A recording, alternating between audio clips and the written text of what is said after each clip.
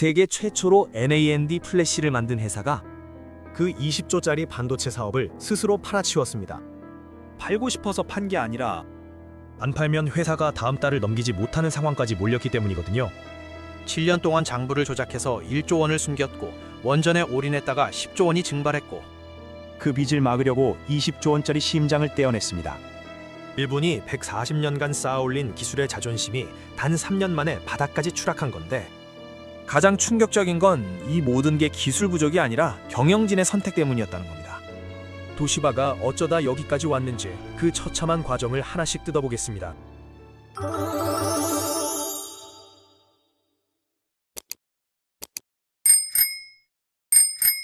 도시바의 역사는 1875년까지 거슬러 올라가는데 한쪽에서는 전신 장비와 전기 기기를 만들고 다른 한쪽에서는 조명과 가전제품을 만들던 두 회사가 1939년에 합쳐지면서 도쿄 시바우라 전기라는 이름이 탄생했습니다.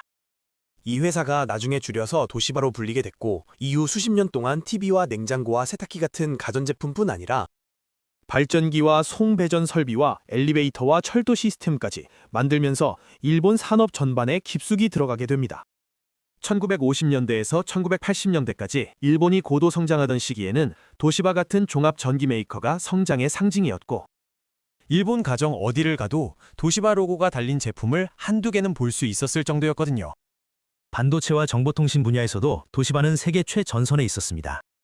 도시바가 바로 NAND 플래시 메모리 구조를 세계 최초로 개발한 회사 중 하나였는데 이후 미국의 샌디스크와 협력하면서 메모리 카드와 SSD 시장을 함께 키워나갔고 삼성과 함께 세계 2위권을 다투는 메모리 강자로 자리를 잡았습니다. 도시바 노트북은 한때 일본뿐 아니라 세계 시장에서도 꽤 이름이 있었고 TV와 DVD와 HDD 같은 디지털 제품군에서도 성능과 내구성으로 인정을 받으면서 기술은 도시바라는 인식이 자연스럽게 형성됐거든요. 겉으로만 보면 가전과 산업과 반도체와 에너지까지 다 가진 이상적인 포트폴리오처럼 보였고 일본 안에서는 도시바가 망한다는 상상을 거의 하지 않았습니다. 하지만 2000년대 들어서면서 내부에서는 이미 균열이 시작되고 있었습니다.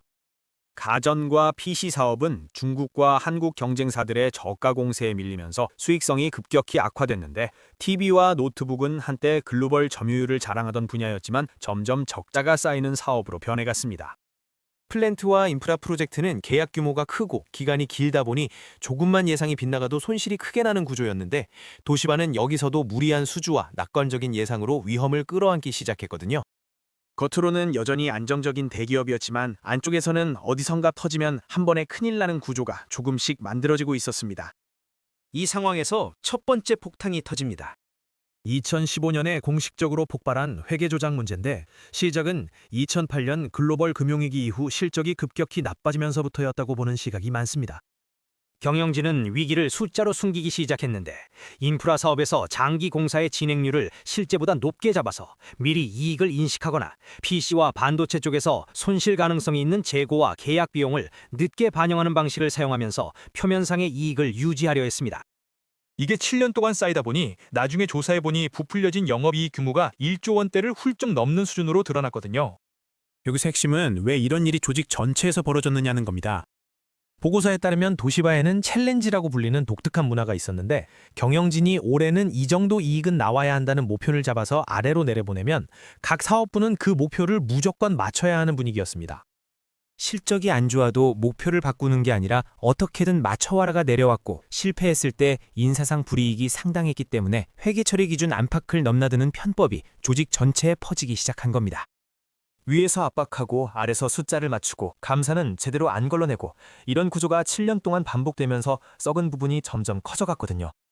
2015년에 내부자 제보가 터지면서 상황이 급변합니다. 일본의 증권 감시기구와 외부 전문가들이 조사에 들어갔고 인프라 사업부뿐 아니라 TV와 PC와 반도체 쪽에서도 장기간에 걸친 수익 과대 계상이 발견됐습니다. 독립조사위원회 보고서는 경영진이 실적 압박을 통해 회계 부정을 사실상 용인하거나 부추겼다는 결론을 내렸고 도시바는 톱 경영진 3명을 포함한 다수 임원을 내보내야 했거든요. CEO와 전임 CEO와 전전임 CEO까지 3명이 한꺼번에 사임하는 초유의 사태가 벌어진 겁니다. 회계 스캔들이 공식 발표되자 시장의 반응은 즉각적이었습니다. 도시바 주가는 급락했고 회사는 대규모 감가상각과 수정 재무제표를 내면서 수천억 엔 단위의 이익이 사라지는 모습을 시장에 공개해야 했습니다. 일본 금융당국은 도시바에 과징금과 행정제재를 가했고 도시바는 일본 대표 기업들만 포함되는 주요 증시지수에서 제외되면서 상징적인 타격까지 입었거든요. 이 시점에서 도시바가 잃은 건 단순한 돈이 아니라 이 회사 숫자를 믿을 수 있느냐에 대한 시장의 신뢰였습니다. 그런데 이 신뢰가 무너진 상태에서 더 큰 폭탄이 기다리고 있었습니다. 미국 원전 회사 웨스팅하우스가 바로 그 폭탄이 왔는데 도시바는 2006년에 이 회사를 인수했습니다. 당시에는 원자력 발전이 기후변화 시대의 해결책으로 주목받던 시기였고 일본 내에서도 원자력 기술을 수출 산업으로 키워야 한다는 여론이 강했거든요. 도시바는 이미 일본에서 원전 설비를 공급해본 경험이 있었고 웨스팅하우스를 통해 미국과 유럽과 다른 국가의 원전 시장도 선점하려는 야심찬 계획을 세웠습니다. 인수 금액은 54억 달러 이상이었는데 도시바가 가진 자본 규모를 감안하면 상당히 과감한 베팅이었습니다. 웨스팅하우스는 AP1000이라는 신형 원자로 설계를 보유하고 있었고 미국 남부에서 새로운 원전 프로젝트들을 수주했는데 대표적인 게 조지아주의 보글 원전 3호기와 4호기 그리고 사우스캐롤라이나주의 서머 원전 프로젝트였습니다. 이 설비들은 차세대 안전 설계라는 이름으로 홍보됐지만 실제 건설 과정에서는 설계 변경과 규제 강화, 시공사 문제 등이 한꺼번에 커졌거든요. 원전 건전이라는 게 원래 변수가 많은 사업인데 AP1000은 특히 문제가 심각했습니다. 새로운 설계였기 때문에 시공 과정에서 예상치 못한 기술적 문제가 계속 나왔고 미국 원자력 규제위원회의 안전 기준이 계속 강화되면서 설계를 중간에 바꿔야 하는 상황도 생겼습니다. 현장에서 일하는 시공사들의 경험 부족과 인력 관리 문제까지 겹치면서 공사 기간은 계획보다 몇 년씩 늦어지고 비용은 초기 예상보다 수조엔 수준으로 불어났거든요. 원전 프로젝트 손실은 단기간에 끝나지 않습니다. 계약 구조상 웨스팅하우스는 공사비 초과분의 상당 부분을 책임져야 했고 도시바는 모 회사로서 이 손실을 재무제표에 반영해야 하는 위치였습니다. 초기에는 향후 효율 개선과 비용 절감으로 상쇄될 수 있다는 주장 아래 손실을 일부만 반영했지만 시간이 지날수록 상황은 악화됐고 결국 더 이상 미룰 수 없는 수준에 도달했거든요. 2016년 말부터 웨스팅하우스 관련 손실이 생각보다 훨씬 클 수 있다는 경고가 시장에 나오기 시작했습니다. 2017년 2월에 도시바는 웨스팅하우스 관련 손실을 약 7천억 엔 이상으로 추정한다고 발표합니다. 이 손실을 포함하면 도시바가 그 회계년도에 기록할 전체 손실은 1조 원, 우리 돈으로 10조 원에 육박할 수 있다는 전망이 나왔거든요. 이 정도 손실이면 회사 자본이 크게 깎여나가고 심한 경우 장부상 자본이 마이너스로 떨어지는 자본 잠식 상태가 되기 때문에 도쿄 증시 상장 폐지 요건이 걸리는 수준이었습니다. 상황은 여기서 끝나지 않았습니다. 2017년 3월 29일에 웨스팅하우스가 미국 법원에 파산 보호를 신청했는데 파산 신청 당시 웨스팅하우스가 떠안고 있던 채무 규모는 90억 달러 이상으로 도시바 입장에서는 사실상 투자금 회수가 거의 불가능해지는 순간이었습니다. 54억 달러를 주고 산 회사가 90억 달러 빚을 안고 파산한 거니까 인수금액을 다 날린 것도 모자라 추가 손실까지 떠안게 된 겁니다. 도시바는 해외 신규 원전 사업에서는 철수한다고 선언하면서 원전 수출을 미래 성장 동력으로 삼았던 전략을 공식적으로 접었습니다. 타이밍이 최악이었습니다. 회계 스캔들로 이미 신뢰를 잃고 내부 통제와 리스크 관리 능력이 의심받던 상태에서 웨스팅하우스 폭탄까지 터진 거거든요. 투자자와 은행 입장에서는 회계도 믿기 어려운데 원전 손실까지 이렇게 크게 터지는 회사를 어떻게 계속 믿을 수 있겠느냐는 겁니다. 도시바의 신용등급은 계속 떨어졌고 주가는 바닥을 모르고 추락했으며 회사가 버틸 수 있는 선택지는 딱 두 가지로 줄어들었습니다. 파산과 상장 폐지를 감수하고 구조조정을 하느냐 아니면 가장 값어치 있는 자산을 팔아서 살아남느냐였는데 도시바가 고른 건 두 번째였습니다. 그 자산이 바로 메모리 반도체 사업이었고 이건 도시바가 자기 심장을 떼어내는 것과 다름없는 결정이었습니다. 도시바 메모리는 전 세계 낸드 플래시 시장에서 삼성 다음을 다투던 핵심 플레이어였습니다. 스마트폰과 노트북과 서버와 게임기와 각종 IoT 기기에 들어가는 SSD와 메모리 카드의 상당 부분이 도시바 공장에서 나왔거든요. 이 사업부는 다른 사업부와 달리 안정적인 이익을 꾸준히 내고 있었고 성장성이 높은 분야였기 때문에 도시바 입장에서는 팔고 싶지 않은데 가장 비싸게 팔 수 있는 자산이었습니다. 문제는 이 사업을 판다는 게 단순한 거래가 아니었다는 겁니다.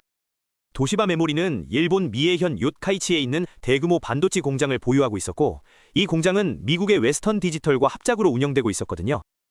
웨스턴 디지털은 합작 계약상 도시바가 지분을 팔 때 동의권이 있다고 주장하면서 매각을 막으려 했고, 이 때문에 법적 분쟁까지 벌어졌습니다.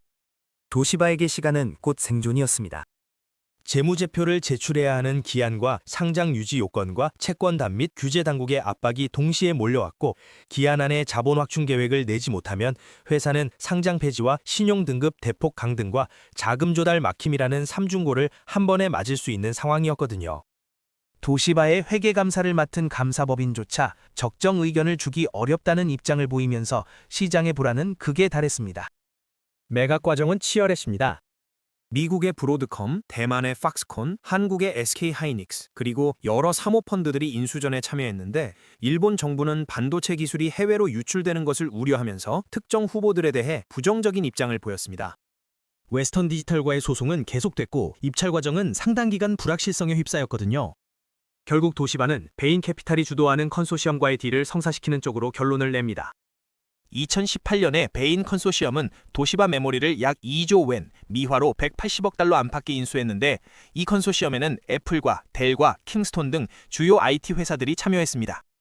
이유는 간단했는데, 삼성과 도시바에 의존하던 낸드 공급망에서 도시바가 흔들리면 자신들의 제품 생산에도 리스크가 생기기 때문에 공급망 안정보험처럼 도시바 메모리를 지켜낼 필요가 있었던 거죠.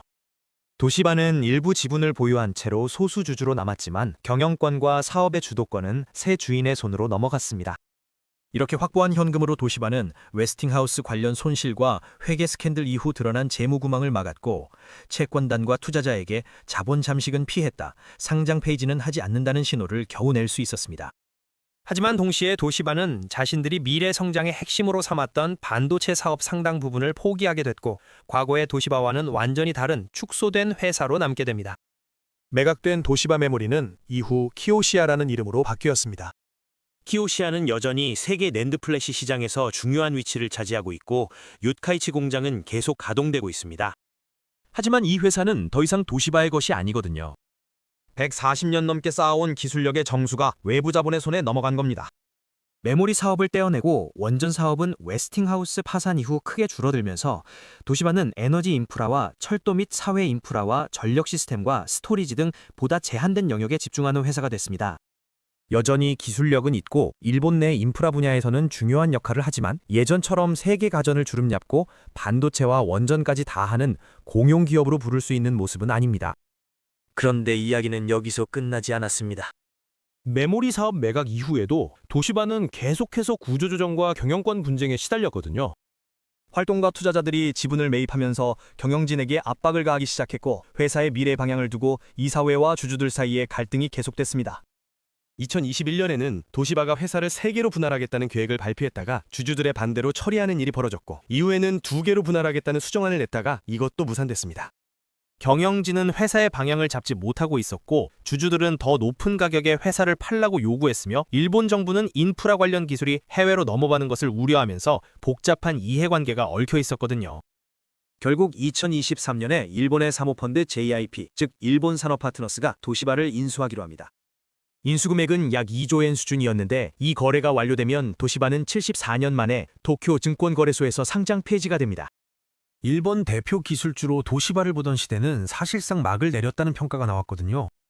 비상장 전환 이후 도시바가 어떻게 될지는 아직 불확실합니다.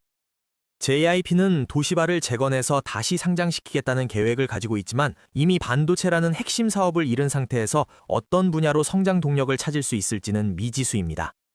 브랜드 자체는 남아있지만 그 안의 내용물은 예전 도시바와 많이 달라진 거죠.